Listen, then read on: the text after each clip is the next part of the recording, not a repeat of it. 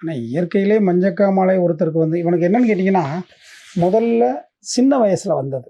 ஒரு 13, 15 வயசு இருக்கும்னு நினைக்கிறேன். ஜாண்டிஸ் வந்து ஃபஸ்ட்டு தடவை. ஓ. அப்போ அவனுக்கு தமிழ் முறை பிரகாரம் ஒரு மருத்துவம் எடுத்து குணமளிக்கப்பட்டது. இவன் இந்த ரோபோ டான்ஸ் பண்ணையில் அதுக்கு உண்டான அந்த பவுடர் பூசுறது, அலுமினிய பவுடர் பூசுறது, அதை அழிக்கிறதுக்காக ஆயில், மண்ணெண்ணெய்லாம் போடுறது. இது ஒரு நாள் 2 நாள் இல்லை. அவன் கிட்டத்தட்ட அவன் ஸ்டேஜ் ஷோ எனக்கு தெரிஞ்சு ஒரு 15,000 ஸ்டேஜை கிராஸ் பண்ணியிருப்பான்னு நினைக்கிறேன். அடேங்கப்பா.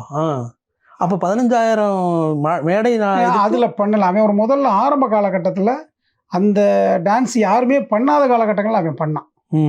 அப்புறம் இதை பார்த்து அடுத்தடுத்து சக நண்பர்கள் வரையில் இவன் அடுத்த ட்ராவலுக்கு போனதுனால இதை போட்டு நம்ம ஏன் பண்ணுவோம், அதை அவங்க பண்ணி அந்த இடத்த ஃபுல்ஃபில் பண்ணிட்டு அவங்களுடைய வாழ்வாதாரம் வரட்டுமேன்ட்டு அதை விட்டுட்டான். ஸோ இவன் முதல்ல போடப்பட்ட காலங்களில் ஒரு 1000 ஸ்டேஜுக்கு மேலே அதை போட்டிருப்பான். அது ஒரு 2-3 மணி நேரம் தோலில் ஊறி இருக்கும். அதை கழுவணும், பெயிண்ட் பண்ணணும்.